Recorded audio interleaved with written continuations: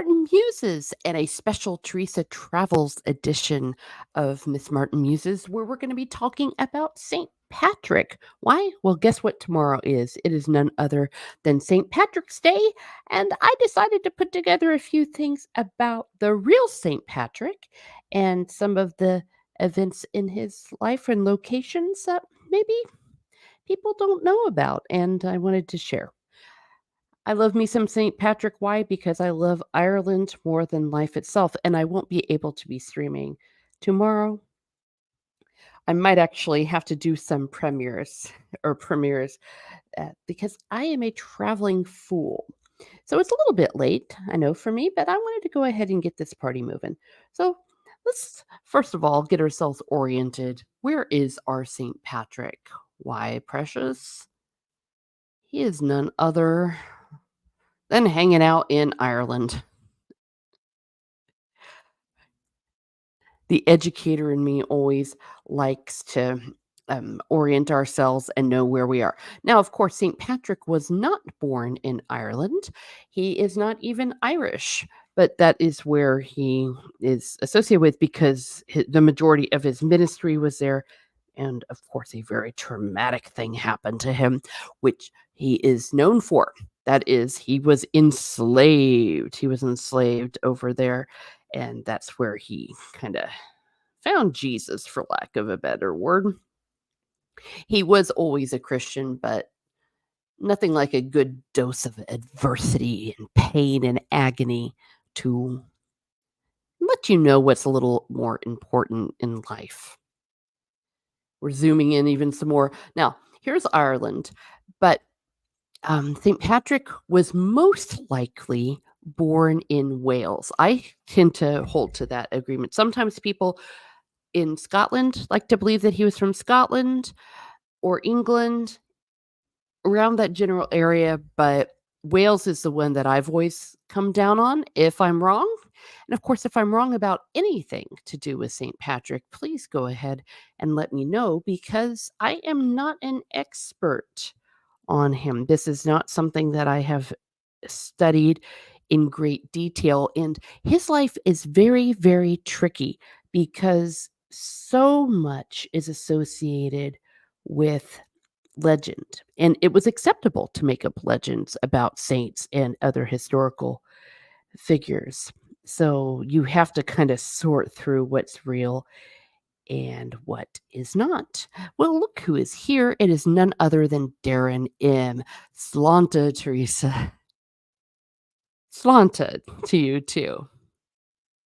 Though I will not be slantaing over this weekend on St. Patrick's Day, but that's just the way life is. I'm really going to be traveling for a good deal of it. And usually you would not find me live here this late at night, but I am not going to be able to stream tomorrow. So for those of you that will be watching on the replay, please go ahead and smash that like button and comment if you'd like. And as always, please, please, please, pretty please, let me know if I'm missing anything. My memories of St. Patrick's Day as a kid in Ireland was it was a day off school. I wasn't Catholic at the time, so I didn't go to Mass, but it was a day off school and everyone was like, yay. It is a holy day of obligation, though, for Irish Catholics. So, along with the Immaculate Conception, Christmas, Assumption of the Blessed Virgin Mary, All Saints' Day, it is where you go to Mass because it is the patron saint. Look who it is. I have you covered. I'll tip a dram for you. Thank you. Thank you very much. Look who it is also all the way from the future where I think St. Patrick's Day is finished. It is none other than Mr. Grant Gregory. Thank you for being here. St. Patrick's Day in Australia is a day off, no church or temple. Yeah, that's what it is for most people. In Ireland, again, it's a holy day of obligation. If it is happening on the weekday, if you go to Mass, it will be part of the daily Mass. But this is something that I'm still trying to figure out is it can't be on a Sunday at the same time, St. Patrick's Day. So technically it's not St. Patrick's Day tomorrow. How's that for a paradox? And I don't know if it is transferred or if it is just skipped over. I know it will not be skipped over in Ireland, but I'm not sure about the United States. So, yay. So here he is hanging out in Wales and he gets himself kidnapped. We have some writings from him, and I've got some choice quotes from St. Patrick. This man was not a lot of fun to hang around. And to be honest, he probably would be thoroughly disgusted with how people celebrate St. Patrick's Day, especially when you think about the drunkenness and revelry and sinning that happens. So, toward the end of life, he decided to write his confession because that was what the cool people did. St. Augustine did that as well. So he goes, "My name is Patrick. I am a sinner, a simple country person, and the least of all believers." Mr. Grant Gregory says, "Do they fly the Ulster banner or Union flag on St. Patrick's Day?"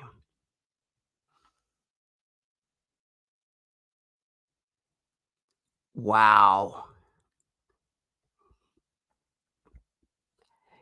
Picking a fight here, Mr. Grant Gregory.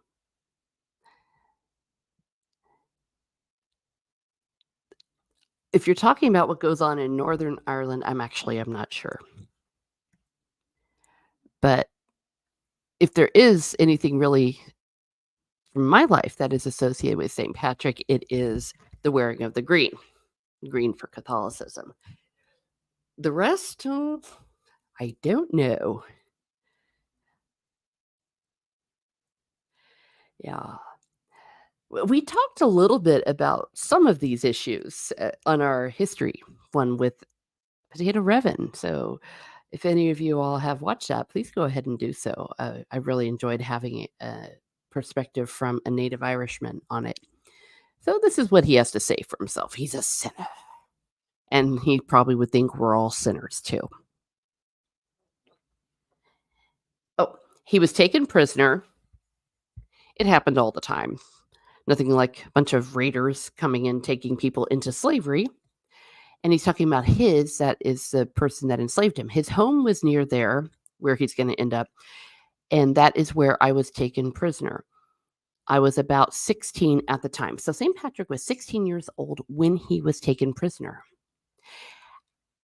Yeah, I've got to behave myself. I can't be too loud because I am in a hotel, so I'm using my Soto voice. At that time, I did not know the true God. I was taken into captivity in Ireland along with thousands of others. So it sucked to be him. Mr. Grant Gregory said, "Okay, no worries, wasn't sure how it was." Yeah. Well, this is what I always tell people that when the Irish flag means green for Catholics, orange for Protestants, and white for peace between them. Oh, why, thank you. Appreciate that. Yeah. Yeah. I I I actually don't know anyone from Northern Ireland to get that kind of a perspective. I never went to Northern Ireland. I guess I could now. When I was a child, let me put it this way, when I was in Ireland, it was the 1980s.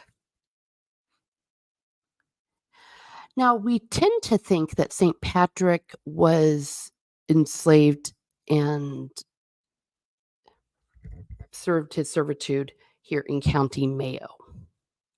So this is County Mayo.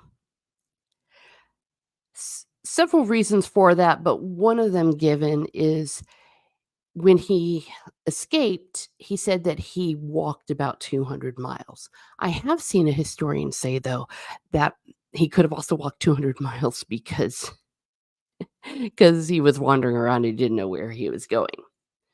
But in general, County Mayo is where a lot of people associate with them. And hello, all of you coming in. If you know about St. Patrick or some of these questions that are coming up in the chat, please help us out here. As I've said, I am not a scholar of St. Patrick. I know far more about his legends than I do the true stories behind him. But I do own his confessions, and I have studied it. Why, hello, Shansu. Thank you for being here. Always good to see you. So, St. Patrick is hanging out here. He's enslaved and he's a sinner. But being there in enslavement and hanging out with the sheep, he started to be close to God. It was there that the Lord opened up my awareness of my lack of faith. Even though it came about late, I recognized my failings. And it was among foreigners that it was seen how little I was. Very pious work here. So I turned with all my heart to the Lord my God. After I arrived in Ireland, I tended sheep every day. He was a shepherd, and I prayed fervently during the day. More and more, the love of God increased in my sense and awe before God. When I was a kid, the way we kind of memorized it, we were told the story, he prayed 100 times a day and 100 times a night. And I remember thinking, oh my gosh, that's a lot of prayers. But I guess if they're short little prayers, that's not too intense. Shansi says, I know very little about St. Patrick. Oh, good. Well, hopefully, maybe you'll learn something today along with me. But, first thing is, he was not, he was not an Irishman. He was 16 when he was enslaved, and he wasn't a very good Catholic. He was just chilling, but hardship, enslavement, and hanging out with sheep all day got him closer to God. If you've ever been to Ireland, gosh darn it, you will feel close to God. It's just lovely there. Look who's here. It is CLS chatting account. Triple M, glad to see you do your own content. I see you a lot of chats like me. Ah, well, thank you. Thank you for being here. Darren M says, hit that like button, share the video out. Please subscribe. Aw, if you have subscribed, make sure you still are. Yes, please do. Please do. And I still do need some watch hours. So if you could please go ahead and watch some of my videos or my playlists, I would definitely appreciate it. Maybe there'll be something in there that you would find of interest. I do have in my Teresa Travels playlist some of my Irish pictures. CLS chatting account said, as a Catholic, I should know a lot more about him, but I only know the basics. Yeah. Well, for one thing, there's not a lot about him that we can verify as being historically true. That's why his confessions and one of his other works is so important. So much of it is legend. The legends are fun. And mainly we remember him because of the great missionary work that he did amongst the Irish. Okay, so while he's minding his own business, tending the sheep, praying 100 times a day, 100 days a night, after 6 years, it was there one night in my sleep that I heard a voice saying to me, "You have fasted well. Very soon you will return to your native country." Again, after a short while, I heard someone saying to me, "Look, your ship is ready." It was not nearby, but good 200 miles away. I had never been to the place, nor did I know anyone there. So I ran away then and left the man with whom I had been for 6 years. It was it was strength in God. It was in the strength of God that I went. God who turned the direction of my life to good. I feared nothing while I was on the journey to that ship. And I'm sure it was cold and very wet. It was miserable. When I think of poor St. Patrick being enslaved out there with the sheep, I just get pneumonia thinking about it. I will check out your videos. Be right back. Oh, I thank you very much. I appreciate that.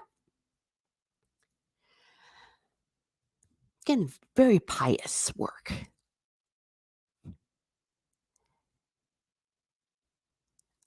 Let me go back here because in between, so he goes and he finds a ship that he convinced someone to take him back to Britain, but it's actually a horrible long trip of starvation and misery, but finally he makes his way back home to his folks. Now, I should have said from the beginning that St. Patrick was the son of a deacon in the church, and his father was a bishop of the church. I'm sorry, his grandfather. So celibacy is a discipline. We have married priests now. We had married priests, and it was a thing. Long story about how it became the predominant discipline in the Latin Rite, but here we have it. So he's minding his own business back home. Yay, I love my family. But it was there one night in my sleep that I heard a voice saying to me, "You have fat." Oh, wait, I already said, dag nabbit. The other one. It was while I was there that I saw in a vision in the night a man whose name was Victoricus, coming as if it was from Ireland with so many letters they could not be counted. He gave me one of these, and I read the beginning of the letter, the voice of the Irish people. While I was reading out the beginning of the letter, I thought I heard at that moment the voice of those who were beside the wood of Vaucluse near the western sea. They called out as if it were with one voice, "We beg you, holy boy, to come and walk again among us." This touched my heart deeply, and I could not read any further. I woke up then. So it's nothing like getting a vision with a letter from the voice of the Irish saying, "Come back, come back." So now he's being Mr. Super Pious, getting these visions. By the way, his name was Patricius. He was the Latin word for what we then changed to Patrick or Padraig in Irish. Look at that. I don't know why I put that here. Is that out of order? Maybe I forgot. Okay, never mind. This is what happens when you do a stream after you've been driving all day. So, to make a very long story short, he went to study to become a priest and eventually became a bishop. He studied in France, was ordained outside of Paris. I hope that's not making noise. My gosh. Louisiana, y'all crazy. I And then he went back to do missionary work among the Irish. Now, sometimes people think that he was the one who brought Christianity to Ireland. No, he wasn't. It was already there, but he definitely is the one that really established it and was obviously the first bishop. Look who's here. It is Ancient One. We love Ancient One here at Miss Martin Muses. Thank you for hanging out. Everyone's saying hello and waving. Look, it's Taylor Swift, greater than Disney, Star Wars, and the MCU. So he goes back and does a lot of missionary work amongst the Irish. And one of his strategies was to get the chieftains. You get the leaders, you get the people. This is the Rock of Cashel, where allegedly St. Patrick baptized the High King. That's what I was taught as a kid. I think there's pretty good evidence that St. Patrick hung out here at this location. By the way, he lived in the 5th and 6th century around that time. I'm not sure this current building dates that far back, the Rock of Cashel, but if you do wanna go there, that is definitely a place that is associated with St. Patrick. So he would go and get the leaders. He also started some women religious orders, and sometimes people weren't too crazy about the work he was doing. In a way, I can kinda sympathize, like, who's this dude coming in trying to take away our beliefs, knocking our beliefs? But many people did convert, and St. Patrick was known for kinda taking some of these so-called pagan, if that word is correct for that, customs and baptizing them, like the holy fire at Easter, kind of those kind of things, which we still practice today. Also, the circle for the sun, and he put it, with the cross. That is something also that he adapted. Looks maybe 12th or 13th century. Yes, I believe so. Yeah, this building doesn't go back, and you see the round tower. It definitely does not go back to the exact time of St. Patrick. Could be either, you're right. Well, definitely the location. But yes, he when he was working and doing his missionary work, those were the dates. Now, associated with St. Patrick is Croak Patrick. This is where St. Patrick allegedly used to go hang out and pray. To this day, people will go barefoot and kind of climb up and do all sorts of acts of penance there. I've never done that, but I know people who have. Not my picture. Now, where does St. Patrick die? Or rather, where does he lay? This is in Northern Ireland. This is the rock that is associated with St. Patrick's grave in a place called Ballinpatrick. Oh, wait, sorry, Downpatrick. Why did I say Ballinpatrick? Genie Mac. Downpatrick. Fun fact, kind of alluded to a bit earlier. You can't go to mass there because something happened in the 16th century. So, yes, St. Patrick is not, his remains are not at a Catholic church anymore. The Catholic cathedral, it's been a Church of Ireland cathedral. So, if you want to go to mass in that area, you go to St. Patrick's Parish, which is nearby.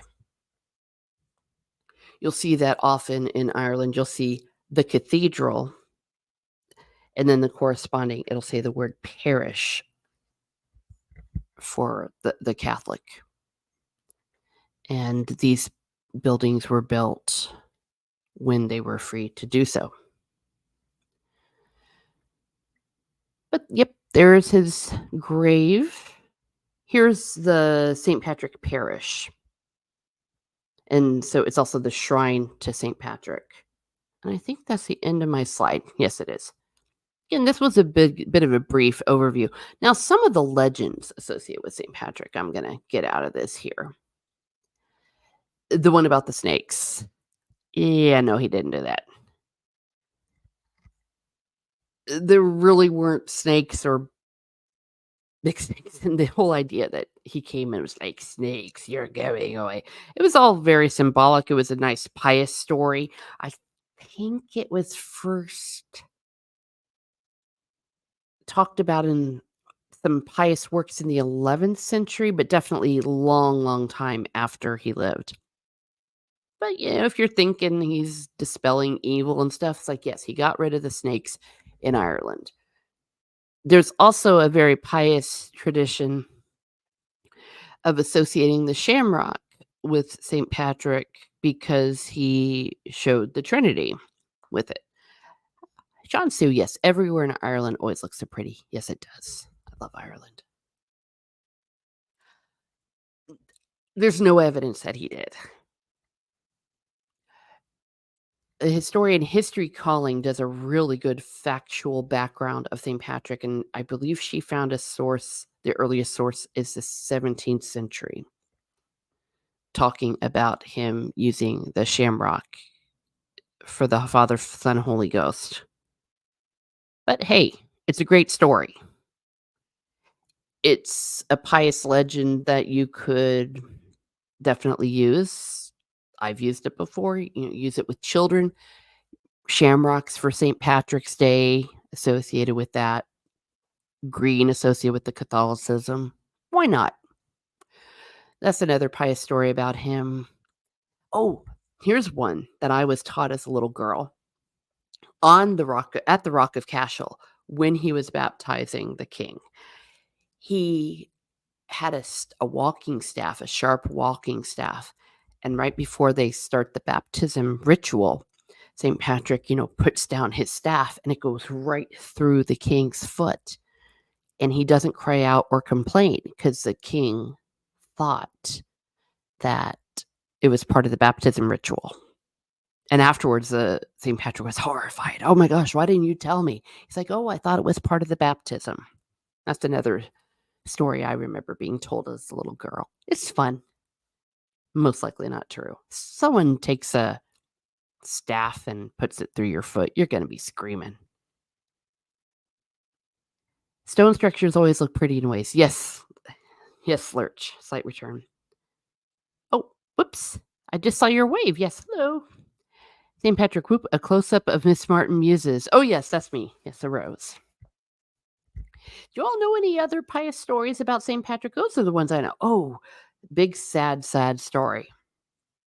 The Christ be beside me, Christ be before me. This great prayer, the St. Patrick breastplate that is associated with St. Patrick, sadly, is likely not true at all.